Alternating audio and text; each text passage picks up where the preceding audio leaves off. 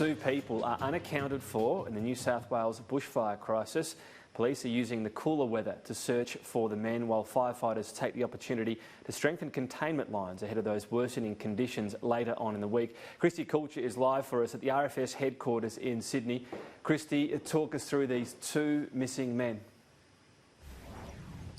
Well, that's right. Police are using these cooler conditions to search the south coast of New South Wales for these 2 men that are missing. One of them is a 70-year-old man who was reported missing from Lower Towamba, west of Eden, a few days ago. He hasn't been seen for a number of days since the fires hit that area. The other is a man who was reported missing at nearby Kiah, but emergency services haven't been able to access that area due to the fire threat and because of fallen trees.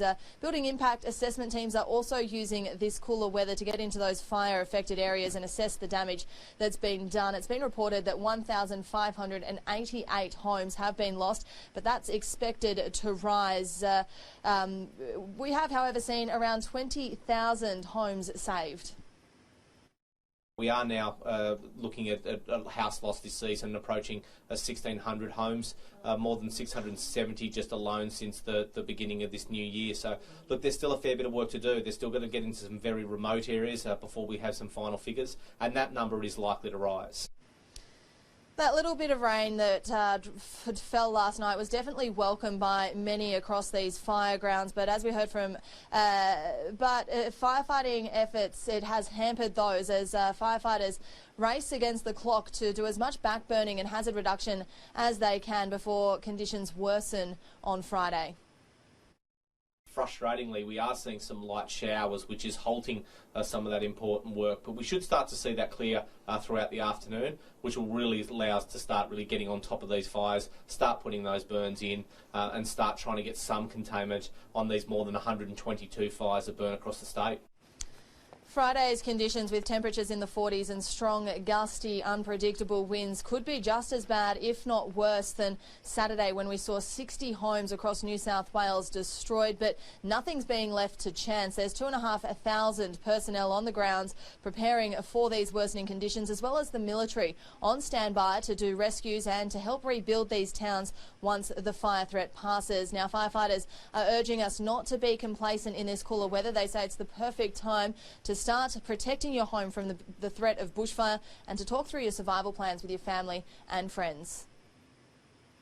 Exactly. Be prepared. Christy Coulter, thank you. We'll keep updated. Meanwhile, the government putting some more detail today on the National Bushfire Recovery Agency. $2 billion announced in this yesterday. Details are still very much to come, and Andrew Colvin, in fact, who's heading this up, says he hasn't been out on the fire grounds as yet. He'll get there and listen to the community as to what their needs are, but he does say that for some parts it's about relief still. This is the short term, getting power back on, making sure people have fuel, food and water, and the recovery effort will begin after that for many of the places of New South Wales and Victoria. We're in a relief phase around the south coast of New South Wales where we're not fighting fires at the moment, whereas in other parts of the country we're starting to get into that long-term recovery. Much of what the ADF and our emergency service brothers and sisters are doing is around relief, getting generators out there, getting power turned on, getting phone towers back up, getting power into homes. So we'll transition into recovery. In terms of what that recovery looks like, I think, Minister, we're going to listen to what the community has to say.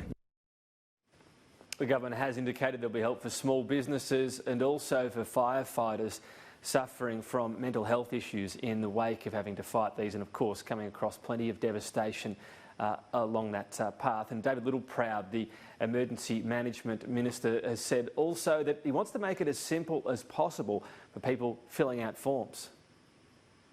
Stuart, Robert and I have been tasked by the Prime Minister to look at some of these forms from the perspective not of a bureaucrat, but by somebody that's filling these damn things out. So we understand their emotional state and exactly what we're asking. Do we really need it? The most important thing is we get people's lives up and going again. We rebuild them as quickly as we can and we simplify it.